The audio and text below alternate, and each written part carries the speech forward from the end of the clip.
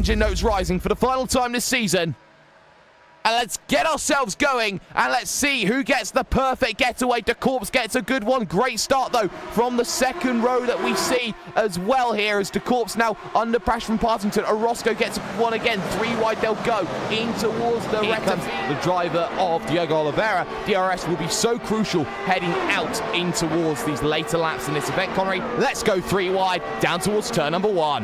Yeah, 3 wide, no DRS. Look at the run that Diogo Oliveira has. Will he get 2 positions in one straight here? Not quite. Contact in front. Sell for the right-hand side, goes defensive into Ascari, and looking to get that good run out of the final part of Ascari, Connery. That's going to be the crucial factor here today, because that sets your run up for the likes of the Parabolica, and I think that there are going to be some drivers who are looking for as good an opportunity as possible when working with such difficult corners of mid to high speed. He's done very well actually to hold position, shall I say, on Oliveira, but here comes Oliveira back. No ERS there being used by Lathoris, and lets the driver of Oliveira go. Now this could be tapped a second, over 330Ks, over 340Ks, and straight by, nothing you can do. Thank you very much. Mark A. Warmington loses the position. Diogo Oliveira, who started at the back of the field, Connery, a driver you normally expect up towards the front, making moves and making clean moves. I think we would all love to see Tommy Ostergaard take a shot at the road to pro, and he's definitely quick enough, and with the support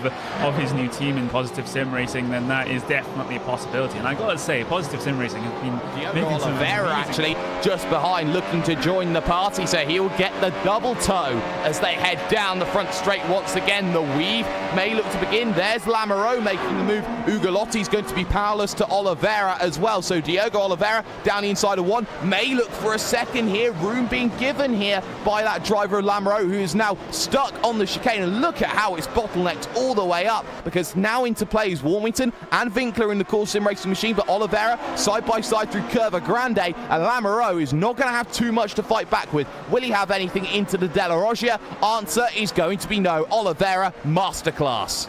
Yeah, too opportunistic. Disagree with you on that one there, Connery. He was losing the back end on braking, so he had to abandon the corner. So very, very lucky man. The weave is on. Orozco making the charge. Defensive goes the driver of Partington, but you can't do anything about that. Thank you very much. Ricardo Orozco, shall I say, through on Michael Partington, now to chase down Davide De Corps. De Corps had the slowest lap of the 3, and Orozco close 0.3 of a second, and now has the chance to chase down Davide De Corps. So we'll keep an eye out on the 2 lap times. Next lap will be more representative. De Corps crosses over the start-finish line, 126.9 then early on, and it's a 126.6 for Ricardo Orozco. And here comes the driver of Tommy Ostergaard, maybe late on the brakes. He's trying to go. Nope, not close enough there. You can't do a Daniel Ricciardo impersonation if your name's Tommy Ostergaard just yet. Partington had just about enough to work with, was 1.1 back as they headed across the line, so he's starting to lose the back of the 1 machine of Ricardo Orozco. That puts him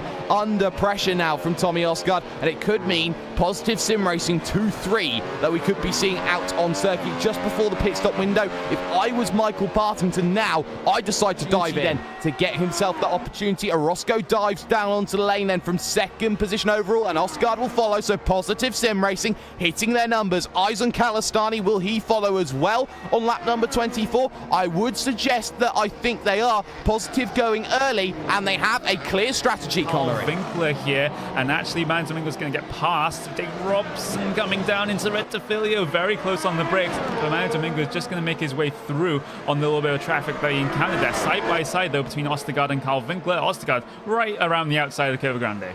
And that's fresh as rubber, working very well for him outside of Curva. Strategy here, having already pitted, and actually it's going to be Davide De Corps 4.5 second stop, and actually Partington also exactly the same here as they head their way down off of pit road. Here comes Ricardo Orozco, and actually Davide De Corps is going to have to be 2nd place here. Ricardo Orozco has gotten the second half of this event now up into, and there was a look there from Calistani. That look though did not manifest into a move, and I think if he was a braver driver, Connery, he would have made that one on Lathoris, because Lathoris would have had nowhere to go.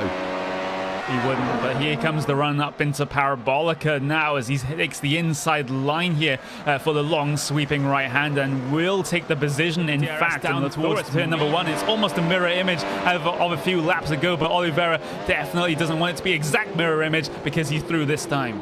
Finally, so he used all of the ERS available to make that happen, waited a couple of laps to get himself full charge, and thank you very much, he goes through. So Oliveira up to 9th overall from 20th plus 11. But look at this, he's coming back at him here is Rasmussen. He's not done. To the outside at the Della Roggia, and he makes it work. Cut back trying from the driver of Oliveira, but don't count out Rasmussen ever. But 17, he just does that back to you, and now Oliveira is learning the caliber of the drivers for DRS in activation over the line to start their lap 42, and again defensive line taken by the driver of Nicholas Rasmussen. He loses the position on the brakes down in towards the Variante del Rettifilo. He tries to sling one in deep, almost contact between the two, looks for the cutback, but better traction off the exit now, feels the pressure a little bit further out on circuit. So now once again, so still the Corps looking to make the charge. Behind them, Michael Partington will look to pick up the scraps in third. He's given up on the race win. He just wants to get himself a secure podium and second in the championship. Gap down 0.6 of a second, and full DRS wide open for Davide Corps. He won't be close enough,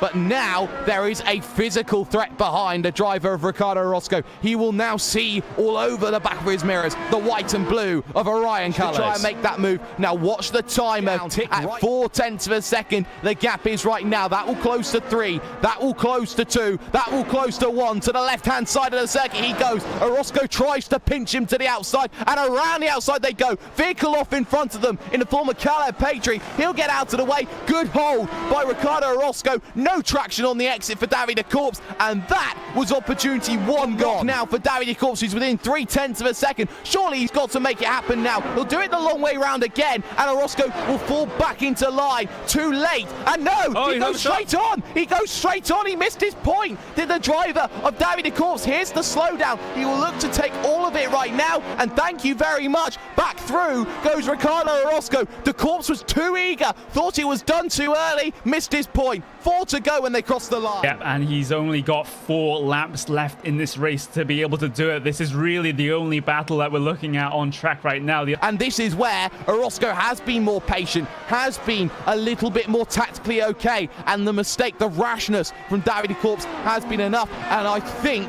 he may just be done. It's 2 to go across the line, and Connery, look at him, he's struggling. I think he's outside of a second. One corner remains now between himself and Immortality. He already confirmed the championship last round at what was a beautiful race at Suzuka, but Ricardo Orozco will prove again why he is the hottest commodity in sim racing right now, heading to the road to pro, because the positive sim racing driver wins a classic at Monza. He does enough to do it, and you felt the Corps had a chance. The new guard are coming. The old guard, move out of your way. Partington will take the final step on the podium, and Connery, what a fantastic race it has been from minute 1 to last. An absolutely fantastic race indeed, and what a race there for Ricardo Orozco. It's the first time he's really been challenged.